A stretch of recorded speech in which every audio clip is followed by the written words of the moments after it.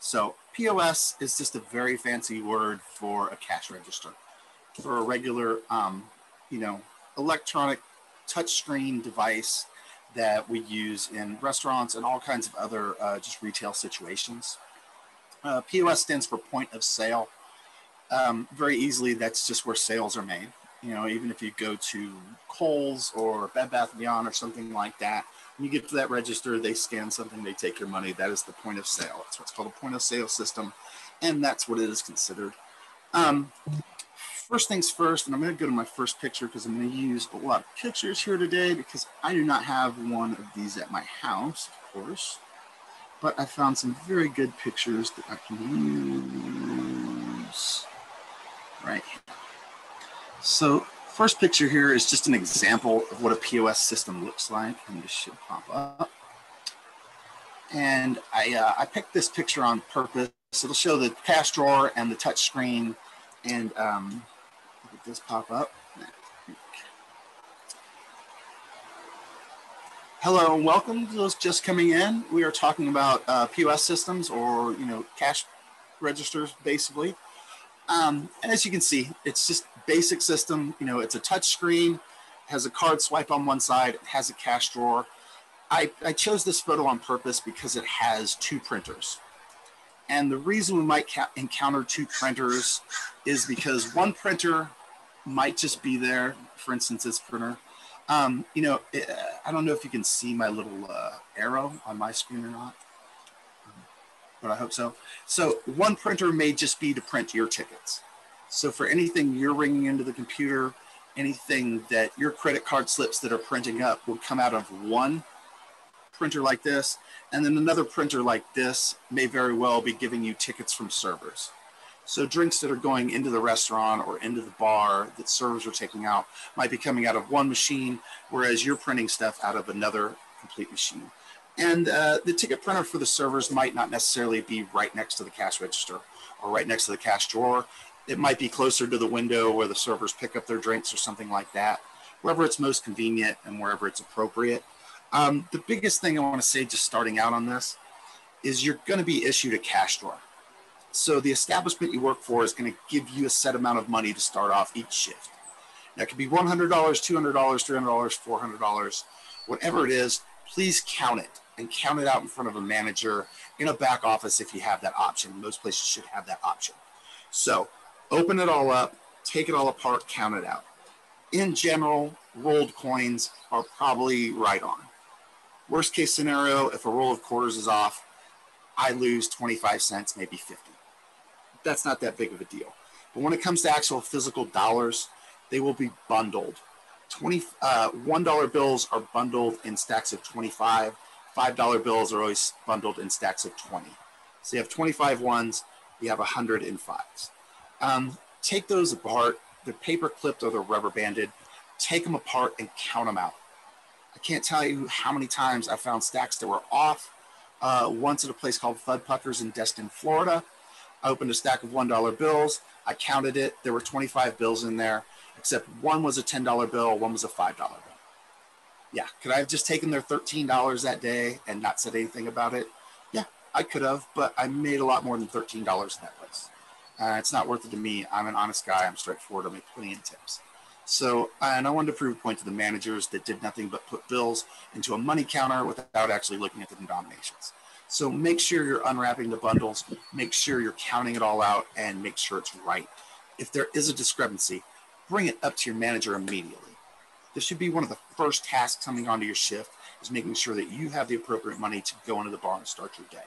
And if there is a discrepancy, if there is a problem, take it to a manager, let them count it, up or down, short or over. Just let a manager know, let them know you're honest, and let them know you're short or you've got too much money. POS systems I've worked with in my day. There's a real old one called Squirrel. Aloha is very good. Positouch. Digital Dining is good. Micros is used in a lot of places where I live here. Madonna Inn, Cambria Pines Lodge, a lot of places that I've worked here. I've used some country club ones, which are a little different in the sense that they connect certain country clubs and people that have memberships in certain country clubs. Harbor Touch. Actually reprogrammed an entire Harbor Touch for a friend of mine in Florida, the Mexican restaurant. And that is actually the same system that John Taffer uses on Bar Rescue. And I probably got a picture of a Harbor Touch in here as well. Probably right in here. Oh yeah, there's my Harbor Touch POS. And you know, they all kind of look the same. They all have very similar characteristics. Just generally a you know, a touch screen, different buttons, and different colors for different things, and a credit card swiper on the right-hand side. There's the Harbor Touch that John Taffer uses on Bar Rescue. I'm going to show you the micros here too, which I also have. This is micros. This is very popular. It's used in tons of places. It's a good one to know. And you can kind of just get a look at the buttons and the way it's set up. It's pretty simple. It's very easy. It's much like using your phone. You have, you know, one side or the other is going to have basically a ticket.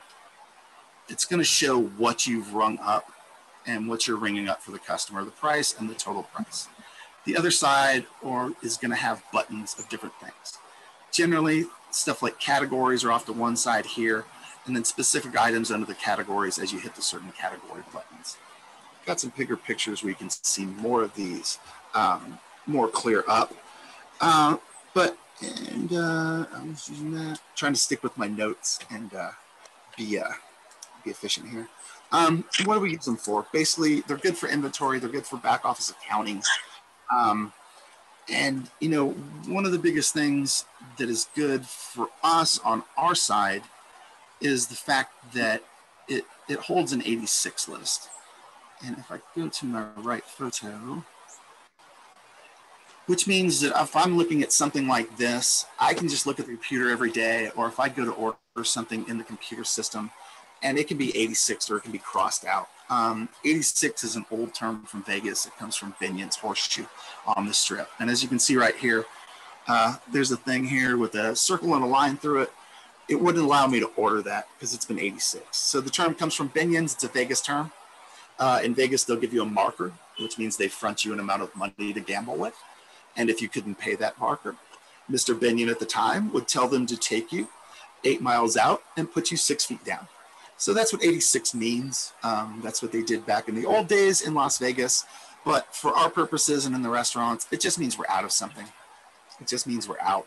So it's very useful for us to have some of these systems and some of the accounting and the inventory available, for the sense that, you know, I go to order this for a customer. I know I can't put it in. I know it's 86. I know we're out of it. And it just saves me time. I don't have to 5 minutes later find out, someone comes back, hey, we're out of that. I have to bring a menu back to someone, you know, and the person with them has already ordered. It becomes a whole ordeal. So, you know, it's good to have stuff like that and kind of know what it's for. I showed you the Harbor Touch and the micros. One of the biggest things is kind of like, just where do you start? So someone comes in, they order a drink, they sit down, they do whatever. Where do I start with something like this? So I have some of this set up. And I can't see on the pictures. So let's see, showing my technical abilities here. Modifiers, what is it? Let's go. That's something I'm looking for.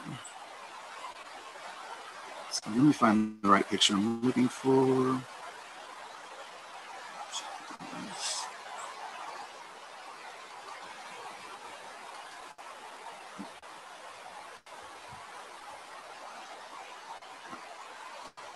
Appreciate everyone's patience.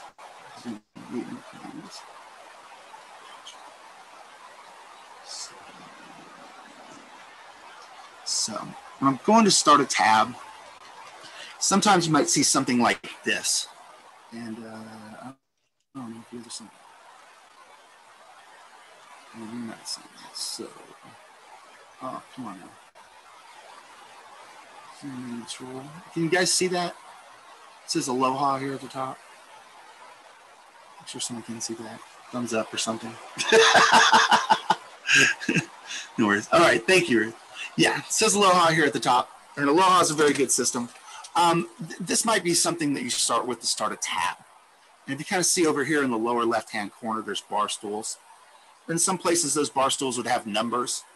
In some places, the bartender would, a lot of times in a place like this, a setup like this, the bartender would be responsible for this 1, 2, 3, 4, 5, 6 for the bar tables. And yeah, if you get bar tables, run out there, take care of those bar tables, take that money. Think nothing about it. That's just more customers for you. That's more money in your pocket. But you might have a situation where these bar stools have numbers or something like that. And you basically just hit that button and it would start a tab for you. And then it would look something more like this. And then it would look something kind of like this. And the reason I'm using this for an example, this is micros, by the way. It's exactly what it looked like for a lot of places that I worked at. It's a pretty good system as well. You know, it would just bring up something like this, but the right side here would be blank because you wouldn't have rung anything up yet. The reason I use this example is if you look at the top of the check, it shows someone's name. And if you kind of look down some of these buttons towards the bottom, it has a button that says enter name or put in name somewhere in some of these. But a lot of these give you the options to put a name in. So you might not have necessarily, you know, the table number or the bar stool number that you have to put it in. And having those numbers can be very useful in a busy bar. Whereas if I order food from the kitchen and there's someone to bring the food out, I don't have to go back to the kitchen to get it. If I have the proper table number or I have the proper bar stool put in, that person doesn't have to ask where it goes. And we call it auctioning off food, is when you stand there and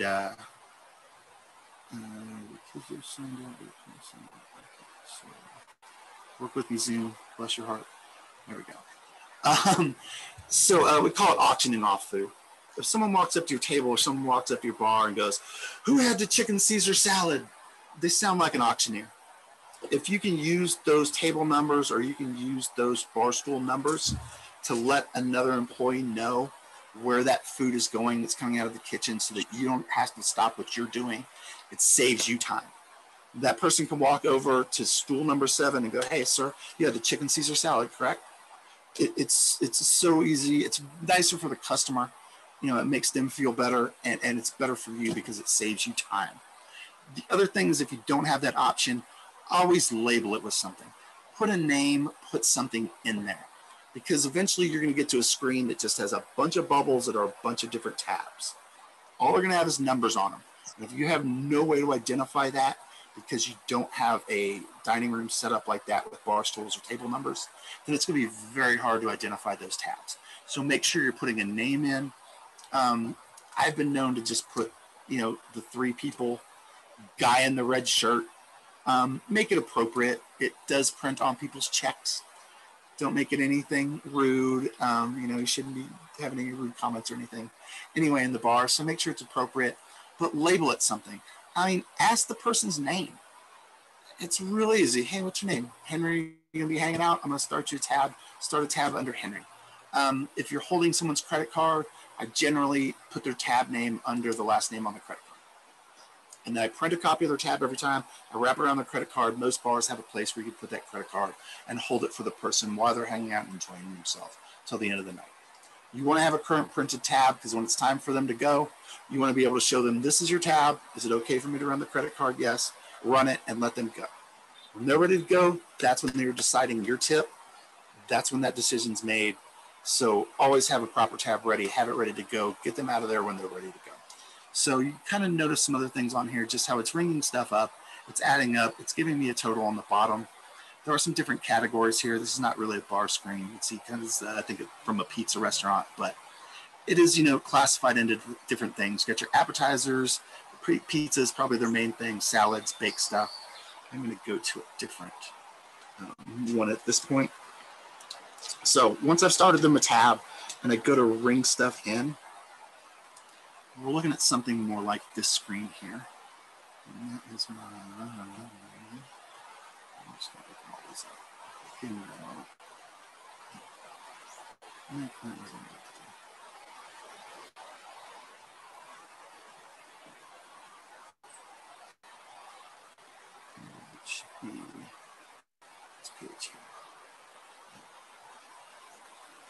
So this is a good example of what like a wine page would look like, or a bar screen page would look like. You can see it's just different kinds of wines listed. You would just hit the button for the right type of wine and it would ring it up over here and say food's rung up. But this shows you on the right-hand side where those blue buttons are, shows you a very good example of what a bar computer screen would look like, where it has your different sections. It has your beer, glass of wines, teenies and specialty. So martinis and specialty drinks would have their own category. And then you just kind of break it down by the liquors: vodka, gin, bourbon, rum, tequila. Cordials are going to be all your, a lot of your aperitifs and digestives, your straight liquors, your liqueurs, as I've said before, and kind of bottles of wine. And I'll throw that out there. If you look kind of in the middle where it says GL Newman's C, the GL means glass. Glass of Newman's Cabernet is what's that saying. I don't know where this comes from, but I can tell you right now what that button says is glass of Newman's Cabernet. The reason it say GL like that is because sometimes you sell stuff in glasses, sometimes you sell stuff in bottles. So if you only sold it in a bottle, you would not have to have a button that said GL. All the GL does is tell the bartender, I want a glass of that wine instead of a bottle. If it's not something you sell by the glass, for instance, 2 above is J-Lore Cabernet, which is very popular. It comes from where I live here. Yeah, I know that we don't serve glasses of J-Lore Cabernet because it doesn't say glass. So, or maybe it does because it says GL glass right here. And there's a separate for bottles of wine. So, it might be classified in that way, but I just like to throw that out there. That little GL just means glass of wine as opposed to a bottle. You see it come up. It comes up in a lot of systems. If you look at some of these bottom things, if you just look at the row of gray across the bottom, you can see where I can hit a button and go to the food menu. I can, take a payment, go to my payment screen from there. View edit allows you to kind of edit the check in a way. Seats, when you're putting it in seat numbers, that's more for servers than bartenders. I'm not going to get too into that. So, there's different options with different systems, and you always have different buttons and stuff and ways that you can fix the check and amend the check. I want to point out one kind of in the middle of the bottom of the gray that says modify item. And this just came up with Ruth the other day, which is an excellent question, which is, if someone orders a martini, I have a button for martini, I can go put martini. But in all truth, 90% of people that order martinis don't want a well martini. They want something higher up. They just forget to tell you. They assume that they only drink Grey Goose, when you might not know that. People leave their brains at home when they go on vacation, when they go out to bars. So anytime someone orders a martini, gin or vodka. Vodka, what kind of vodka do you like? Now, if I just have a button that says martini, it's going to charge them one price. How do I upsell it? How do I charge them the appropriate price to make sure that I'm selling up, I'm putting up a higher percentage, thus getting more tips? And there's going to be a couple ways to do it. So I have a couple different modifier screens. And the easiest way, or in some systems, it could be as easy as hitting the button that says martini. And then from there, it would just show you all the different alcohols served in that bar. So for instance, I just hit a button that said martini, and all of a sudden it would just pop up Absolute, Kettle One, Grey Goose, this, that, everything, and the other. Most things are not set up that way. The country club I worked at here is kind of set up that way, and it doesn't work very well. But once again, their computer is set up to benefit country clubs, and country clubs keep in touch with one another, not necessarily the food and beverage department. But for restaurant computers or bar computers that you'd be working with, all right, I need to modify something. Someone wants a martini, but they want Absolute or they want Kettle One. In general, you just be able to go to vodkas, pick the vodka they wanted, Kettle One, Absolute, and from there you would have a list of modifiers. The most simple and easiest modifier I can show you, if I can find it.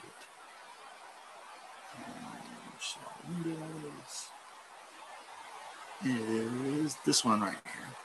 And I know this is not a, I haven't shown you. No, I can't see it. No, we can't see it. I know, and this is not a drink modifier or an alcohol modifier. I understand this is a food modifier, but I think it's just a really good, easy example to give you an idea of what modifiers are.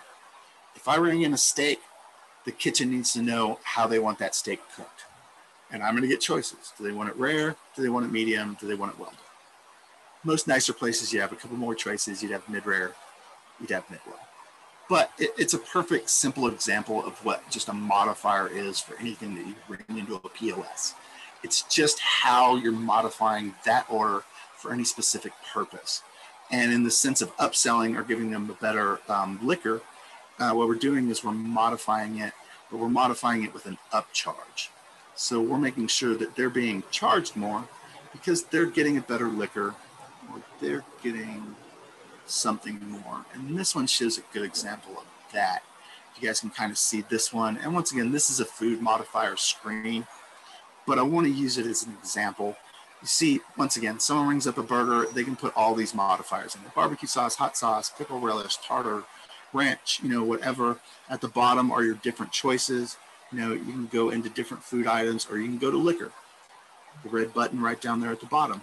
And mixed drinks, bam, you hit that, you go straight into your mixed drinks tab. And it'll just list tons of mixed drinks and stuff like that. But what's important here is all these modifiers, if you look in the upper right-hand corner of every one of these modifiers, there's a dollar sign. I mean, there's a dollar number. They're all 000 with a dollar sign. Now, if I'm ringing up an alcohol order and I put, Absolute vodka.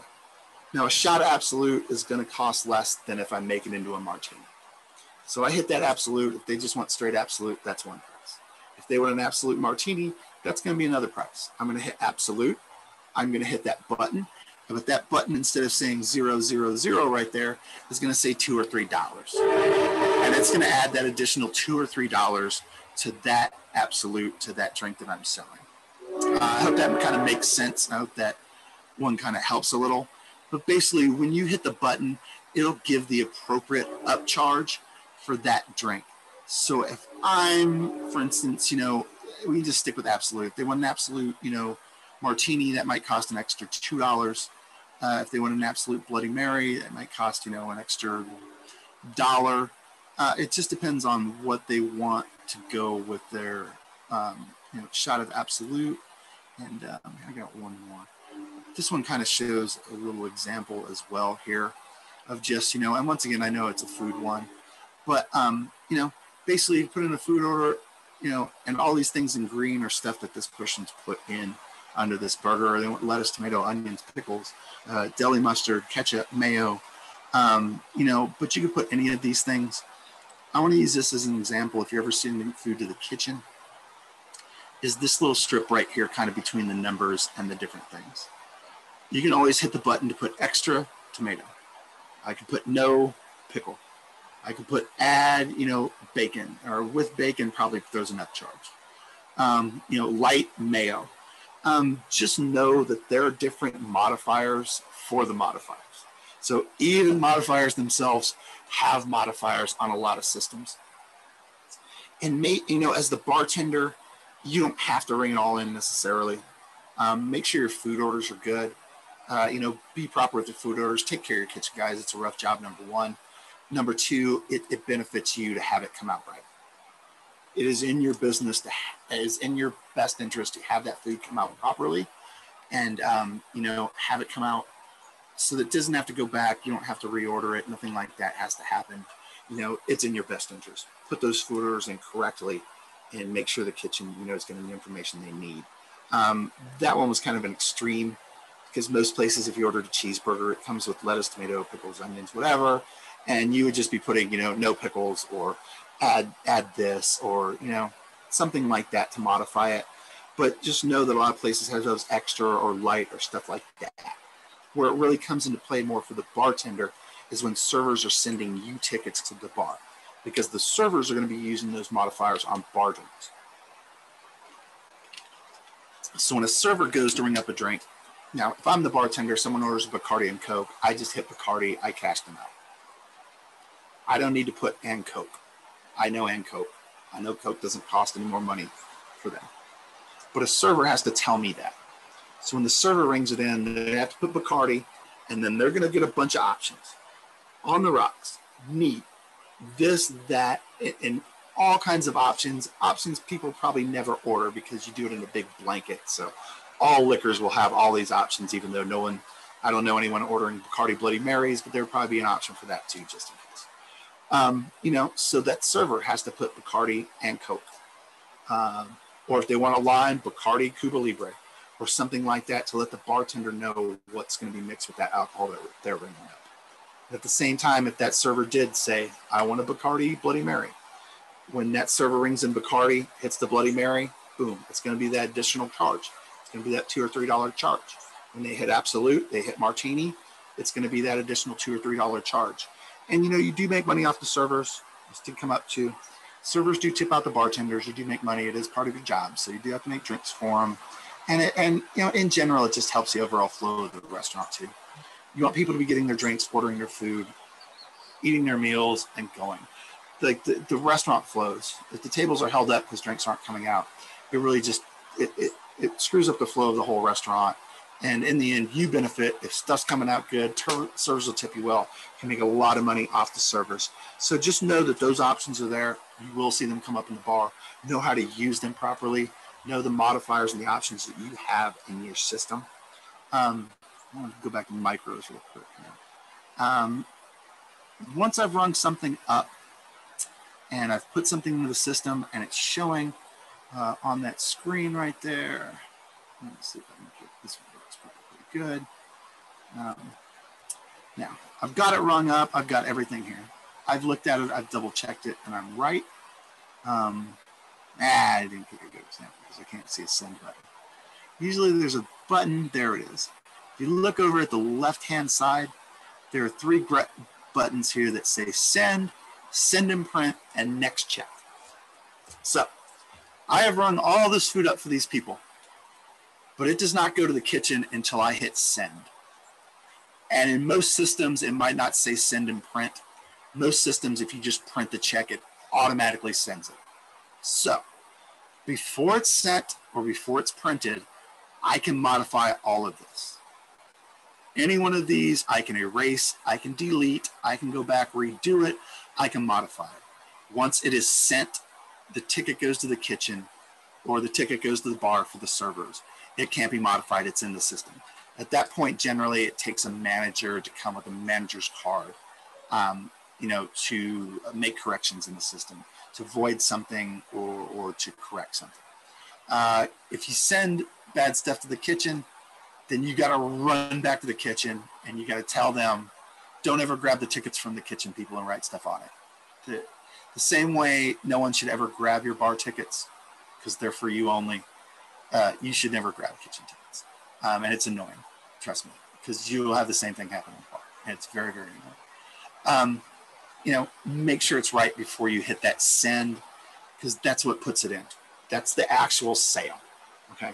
Once we send something or once we print it. The next check will move you to the next check in your line without sending it. So the other thing to remember is remember to send people's food. Because I've run all their food in like this before. And then I turned around to do another thing. And, you know, I saw something shiny and I got distracted and I never sent it to the kitchen. And it may very well sit on that computer screen for 5, 10, unfortunately, like 15 minutes sometimes. And I never sent their food over to the kitchen. And whereas their food should be coming out in 10 or 15 minutes, it's still just sitting on my screen. So know what the send button is, know what the send button does, or send and print, or just print, and most systems will send it.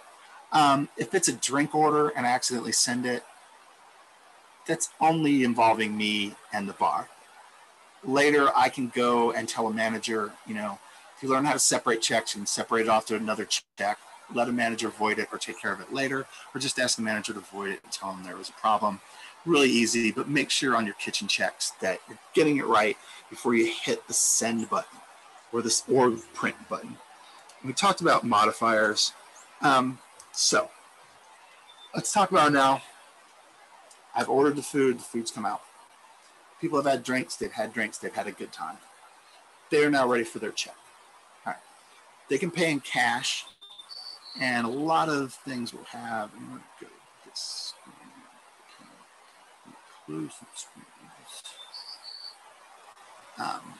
And a lot of places will have, first of all, let me say this. When it comes time for the check, always present someone with a check. Let them look it over. Let them see what they ordered. Let them see what they're paying for. I hate when someone just turns and says $36.50. Give me a printed check. Let me see it. Give me the benefit. Let me see it. Let me look at it. The other thing is, if you have a check tray or a check book, something you can put the check in, put it in there, make it nice. It is a nice touch to write thank you or something on it, put your name on it. Really nice touch. Once again, it just personalizes the visit, makes it more personal for the guest, for the customer. Put it in the book, put it on the check tray. If they pay with cash, there's usually very simple buttons. I'm going to go to this one. This is an example of a cash out screen. And generally there would be buttons or something on the bottom here or along the side that would say cash out or pay screen or payout screen. Now, if someone's just going to pay with cash, say, their bill was $15, they gave me a 20. I could just hit the 20 button. Or I could type in a specific number. I could hit any one of these denominations. Generally, if you hit one of those denominations and it is less than the total bill, it will allow you to hit additional denominations until you get to the amount of the bill. Meaning, if someone had a $50, their check was $50 and they gave me 3 20s, I could hit this $20 button 3 times. I could literally put in the exact denominations they gave me, and then it would tell me they're due $10 change. Pretty simple, pretty easy, not too hard. I guess this check is actually $75.88, which is a lot. So they're probably going to do it with a credit card. And if you kind of see on the right-hand side of this pop-up screen, it'll say authorized credit card. Bam. And most systems have a separate cash out screen and a separate button you have to hit to run a credit card. The one off the top of my head is POS-a-Touch. POS-a-Touch has a great what they call fast bar screen, which I will show you in a minute. And POS-a-Touch has the ability for bartenders to just swipe a card no matter what screen you're on. So as long as I had someone's check open, like this check is open on the right-hand side here, you can see Ann Matters is the server, table 5, Anthony Stark. That's, I believe, a superhero, if I'm not mistaken. And you can see his check right here, and you can see everything on the right-hand side there. In POS-a-Touch, it was awesome for bartenders because wherever was open, no matter what screen I was on, I could swipe the credit card and it would print 2 credit card slips. And then I could print a receipt after that. Most systems, you have to go to a cash out screen. You have to hit something like this that says authorized credit card. Then it will take you to a screen to swipe their credit card. Please, please, please, always give people an itemized receipt. And generally, I like to give them the itemized receipt before I swipe their credit card, even if I've been holding it. You know what? I make mistakes. Sometimes stuff goes wrong. I said that I always put credit cards under the last name of parties, which I do. Where does that become a problem sometimes? Well, it becomes a problem when I'm working in a hotel where, we have a wedding party and there's a lot of different Hendersons because they're all there for the wedding. At that point, I do go first and last names on the tab so I can tell them all apart because the wedding parties can get nasty, situations like that, as far as a lot of different people may show up with the same name, or reunions or, anniversaries, stuff like that. A lot of times you get people with the same names. So in that situation, do first and last names, but give them a copy of their check because maybe I didn't even make a mistake. But maybe I didn't realize that, Bob Henderson wanted to buy that round of shots. And Bob's like, oh, yeah, those should have been my tab and not John's tab. That's fine. I can take those shots. I can separate them to another tab. I can give Bob his tab. I can combine that tab with John's tab. And I can't do it in pictures to show you all that stuff. But any job is going to give you some POS training. Just know that these are the kind of things that you can do. I can do that. I can switch that around. So before I swipe someone's card, I like to give them a chance to look at it, and I like to give them a chance to make sure everything's correct. Also, if there's any problems, if they've had any problems with something, they generally bring it up at that time as well. Once I've swiped their credit card now, I'm going to get 2 slips printed. One's for the customer, one's for the bartender. Try to get them to sign it if you can. If they do not sign it, is it the end of the world? No. If they do not sign it and they still fill in a tip, do you still get the tip? Technically, yes. If any boss tries to tell you you don't, that's technically against the law. By law, you get the tip. What you don't get a bonus for bad math. So if anyone's drunk and tries to leave you a $10 tip, does the math, and in the math, they left you a $20 tip. If it's clear and evident they were trying to leave you a $10 tip, but they can't do math, you only get the $10 tip. Once again, that same philosophy applies though, even if they don't sign it, it's clear and obvious that the person intended on leaving you a tip, then you still get that tip. Don't ever write anything on someone's credit card slip. The second you write something on it or touch it, after they've signed it, I should say that, after they've signed it, it becomes void. So people will ask you to fill it in for them occasionally. Hey, my eyes aren't good. Can you leave yourself a tip and do the math? Yeah, but make sure you get a signature. Make sure you're getting a signature on that one. You will print 2 slips. They may sign the wrong slip. Does it matter? No. Get one of them signed. Get something with a signature if all possible. And you know, should computers go down or their card not swipe, there's a couple ways. If cards don't swipe well, 2 ways you can get a card to swipe good is print some of the printer tape. Printer tape is generally thermal, which means if I take my finger and scratch it, the heat from my fingernail writes on it. So you can just scratch stuff into it without a pinpoint. If you wrap thermal paper around it and swipe a card, it helps it read cards that are damaged. The other thing is a plastic bag, like a plastic grocery bag you get at the grocery store. If you have those around for to-go food, wrap one around it, you can get cards to swipe. You may have the option to put in the person's credit card number. Should that ever come up, or power's out, and you have to use what we call a knuckle buster, which is the old-fashioned, put the card in, run the thing across it, get an imprint, something like that. Make sure that you're getting a signature on that. And the difference being swiping a card and putting a number in later or even at that same time are 2 different things to the credit card company. The credit card company knows when the card has been swiped. It is different than when a card has been entered.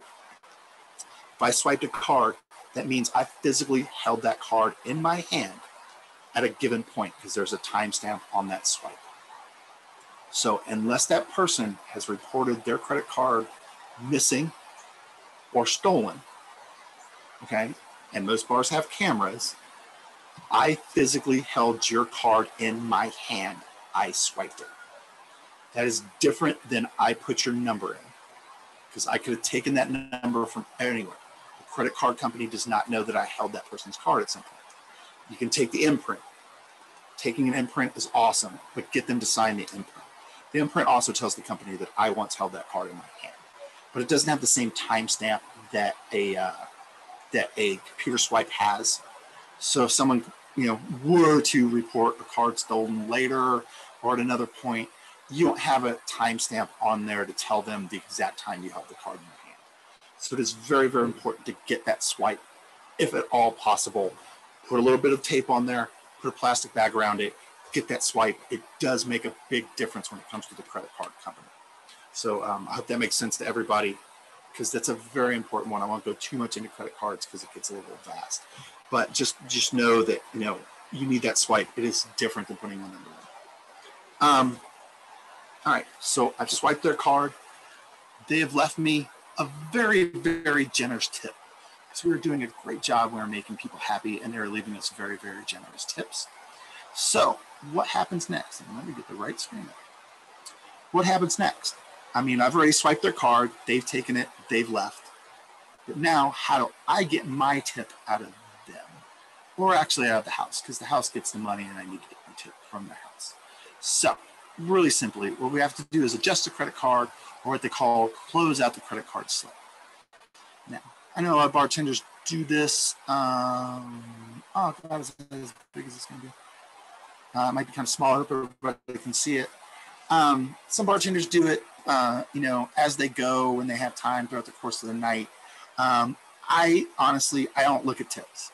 I throw the money in a jar. I throw all the slips in a cup. I close them all out at the end of the night. I don't think about it. I think about the end result. I don't think about it tip to tip, person to person, or party to party. I think about the end result at the end of the night. So I really don't worry about it. I really don't think about it. But you might get kind of a screen like this that pops up, because that tab is still going to be open. If you hit cash, it closes the tab out. If I swipe the credit card, the tab's still going to be open. I'm going to have to go in. I'm going to have to close it out. I'm going to have to adjust it. There may be a point where I go in and I put 000 because they did not leave me a tip on their credit card, but they left me a very generous tip in cash because they were awesome customers and I was doing an awesome job as their bartender. Otherwise, you'd very much come into something like this that just says tip adjust. You put in the proper tip, they left me $1 million. So I put in $1 million. Sometimes you might see stuff like this, which is percentages, which you kind of see in the middle. Occasionally, not too often, but occasionally people might just ask you to put an automatic 20% or 25%, 25% if you're doing a good job, but it's just an automatic gratuity on their check. Some systems are set up to where you can just hit a button, add 20%. Some systems are set up, which is kind of fun, to where they print suggestions at the bottom. They show the customers what 18, 20, and 22% is and give them a suggested tip. If someone says put 20% on there and you can put it on with the button, just put it on with the button, let them sign it. It's already included. When it used to print at the bottom, sometimes people would just circle the tip they wanted and not fill the card slip in. So if they just said put 20% on it, I would look at what it said on the bottom. Be like, hey, here's what it said on the bottom. Fill it in for them once again and get that signature. Make sure I'm getting that signature, if at all possible. So go in there, adjust your tips. At the end of the night, that computer is going to have a report. It's going to know how much cash you took in over the course of the night. It's going to know how much you were tipped. In most places, you can just take the cash. You can take your credit card tips out of the cash that was taken in. And the computer system will give you a number. Here's how much cash was taken in. Here's how much you had in tips. Here's how much cash you need to give back to the house. So you count the drawer down to what you started with. $1, $2, $3, $4, $500. Please be meticulous. Count the additional cash. It should add up to the same number that's on that slip that you have when you do your cash out at the end of the night. And it'll tell you, and you can go through your credit card slips because I do double check it. I go through my credit card slips. I make sure that the numbers on the credit card slips add up to that total number at the end of the night. I do it on the calculator on my phone. It slips add up to 123. It needs to say 123 there. If it doesn't, there's a problem. I can get a manager to correct it. I can fix it before I do my final cash out. The last thing I want to kind of show you here, and turn your cash in, have a manager verify it if at all possible. I've worked at places here where there is no manager there because it's late at night that you leave. So you drop it into a safe, but be meticulous. If there are ever any problems and there's not a manager there to correct it for you, leave extensive notes. I take a lot of notes. If you look at my notebook, I leave big page notes like this if there's ever a problem. So if the numbers don't add up, I don't have the appropriate clearance to get into the computer to fix the numbers, because generally only managers have that. I'm writing an extensive note to whoever in the back office gets my money, letting them know what the problem is. And if I've found the problem, letting them know this is a problem. If I haven't found the problem, just letting them know there's a discrepancy. I would like you to look into it, please. So really simple to do. The last thing I throw up, and if you can work with one of these, they're so awesome because it's greatest thing. And if I get the right picture, there it is a fast bar. And what a fast bar screen describes in the sense of bartending or working in bars or bar POS systems is something that looks just like this. And what it has here is a lot of your, and this would be for a fast bar setup. You see it says fast bar right here. Love it. For a fast bar setup, this would be what your screen would look like. So you would not have to pick a table number. You would not have to open a tab and put a name on it or anything like that. It is designed to be fast. It just says check 47. There's no table number. One guest. Billy B is the bartender here. And all I would have to do, because this is what's on my screen, is 2 Bud Lights. I hit 2 Bud Lights, and then I come down and I hit cash. Because at the bottom there's one that says cash. There's also some denominations there. If you notice, it says at the bottom, one of those tabs says $41. That is the next dollar up tab, which is awesome on a fast bar. If you see, his total tab is $40.25. Someone gives you $1 over that, or just the next dollar up from there, there is a button for it. If your tab's $40.25, someone gives you $41, the computer already knows. That's part of what fast bar is set up for. What you see here in the middle is, first of all, to the left-hand side of this middle column, besides the beers on the side here, are just your well drinks. So well bourbon, well gin, well rum, well tequila, whatever. I can hit it with one button and cash someone else. With these other 2 columns, the middle column are probably their most ordered call liquors. So this is what people that come to our bar drink. They drink Beefeater, Crown Royal, Dewar's, Jack Daniel's, Jim Beam. At the same time, the next strip, these are your most ordered drinks. These are what people that come to my bar are ordering most. Cape Cod, Screwdriver, Rum Punch, Martini, Long Island. So I'm making it that easy for my bartender to bring those drinks up with little effort and with hitting as few buttons, I should say, as possible. You can also see this one's very cool. It has a little born on date over here, so you know if someone's old. Where it says verify over here, you can probably swipe their ID and it'll verify their age. It also has the finalized credit card right there. So if I've got a credit card slip and I want to put my tip in and close it out, bam, I can go right to it from this screen. Open drawer, and it might say no sale is the other button on POSs, just to open the drawer. But you'll also notice at the top, I can go to beer. I can go to all these different categories from these top bars, just that easy from this screen by hitting any one of these buttons. Second thing that's unique to a fast bar and what makes it fast and what makes it speedy are these 3 red buttons at the bottom. Rocks, double, whatever modifiers are used most frequently at my bar, bam, I got them right there. So I can just hit, you want a vodka Red Bull, bam, I hit vodka, I hit Red Bull. Just that easy. If you see this little number 1 up there, generally it's an inventory count, meaning that is how many of a certain item we have left. You should never have 1 shot of vodka left in a bar ever. But that kind of goes with the 86 and what we talked about a little earlier. Some of them you might see numbers on there because people have put in an inventory. For instance, if I know I have 10 lobster tails going into the night, I can go into the POS as a manager. I can set 10 lobster tails. As soon as 10 lobster tails are sold, no more can ever be rung up. And it's just very easy. It saves everyone the trouble, as far as inventory-wise on ringing stuff up. So in a lot of speed bars and places where you're just drinks as fast as you can make them, you might see something like this, which is a fast bar. And it's really good because, once again, I don't have to open a check. I don't have to start a check for anyone. That is the screen I start with.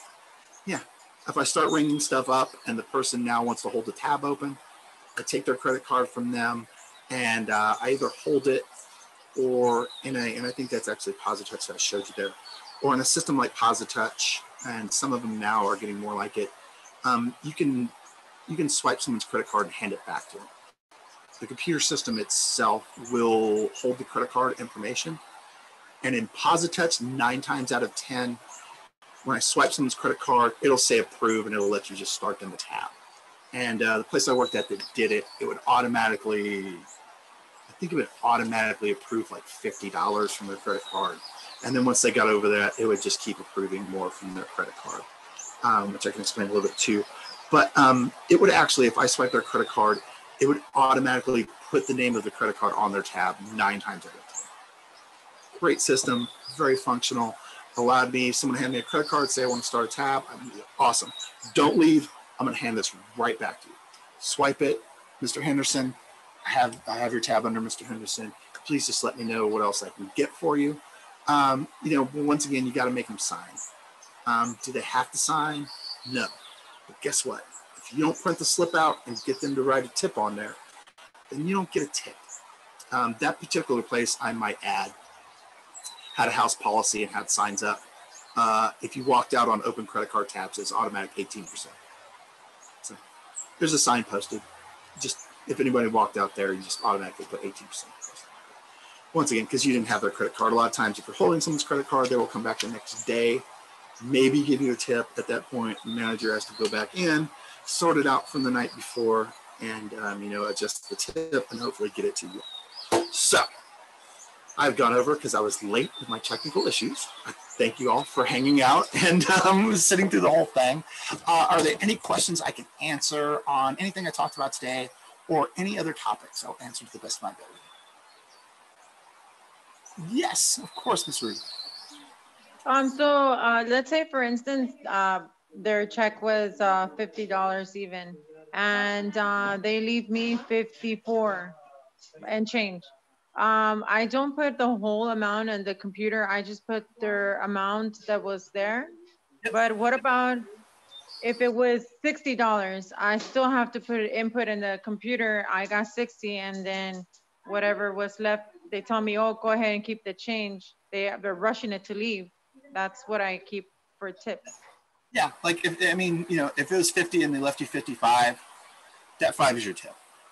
They're not that bad at math. They're leaving the extra $5. You put the $5 in the jar. You ring in $50 to pay for the check. For the most part, ringing in those denominations is to help you making change. Not everybody has. We all have different levels of math skills. I'm not great at it. I admit, I'm not. You saw how long it took me to get on the computer today. We all got limitations. So, it's designed to help you as far as making sure that you get the right change.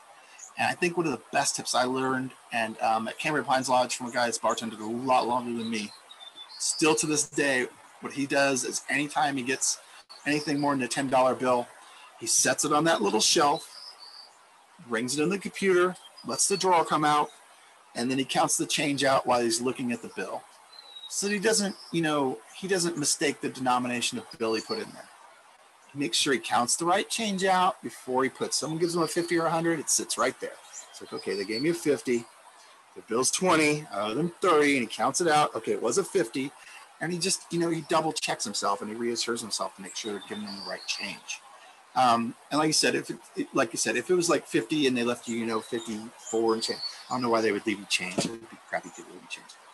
Leave you 55, let's say. I want to leave people's change. Give me the bills. Give me the real dollars. Yeah, that's a tip. You could assume that was a tip very safely. In that same situation, if it was a $50 tab and someone gave me 320s, someone gave me $60, I would not assume that they're giving me a $10 tip. I would go to the computer, I'd ring in $60. The computer would tell me $10 cash. I would make sure I'm getting the right amount change, or $10 changes. I'd make sure that I'm getting the right change out. And I would always break it up. I wouldn't give them back a $10 bill. Give them back a 5 and 5 ones. Give them the appropriate amount to tip how much they want to tip. Okay, don't assume that they're going to leave you a $10 tip. That's a good tip. It's $20. It was what that's 20%. It's what I would expect. But don't assume it. It's wrong to assume that they're going to leave you that much. So yeah, the tab is $50. They gave me $60. I gave them $10 change. Here's 5, 6, 7, 8, 9, 10. Now if they want to leave a $6, 7, 8, $9 tip, they have the appropriate change. They can do that. I've seen too many people think like, in that situation, I'll give them 2 5s and they'll leave me the 10. Nah, and they just take a 5 and walk away. Or, people assume they're getting tipped more. I think it hurts them in the long run. So, don't assume, just make their change out for them. And it's more designed to help you, less designed to keep track of the actual cash going in. Because at the end of the night, no one's going back and saying, oh, there should be $400 bills in here. At the end of the night, it's only the end numbers that make a difference. And I will tell you, and specifically for this reason, maybe I took in $400 bills. I rang in. I hit the proper denomination every time. I rang in the proper amount. I rang a $100 bill every time someone handed me a $100 bill. I put it in the cash drawer. Later on that night, someone walks up with, 520s and asks me, or a server at the end of the night says, hey, I don't want to take all this small change home. You know, can I take $100 bill and I'll give you these 520s? Yeah, I do it for the server. And generally you do that too. I like to mention that. For the most parts, I worked at one place that didn't like this. And it was the same place where there's a $5 and a $10 bill and a stack of ones. Lazy. You should turn in all the small change at the end of the night. At the end of the night, your tip jar, you end up with a lot of $1 bills. Count them into stacks of 25, rubber band them, paper clip them, and turn them in. Take the $100 bills home. The truth is that the restaurant needs the change. Unless if there's any guys in it, unless it's like guys going to strip clubs, no one needs to walk out with $100 and $1 bills. Plain and simple. You take the big bills, you cash it out, you leave the small bills for the restaurant or the bar.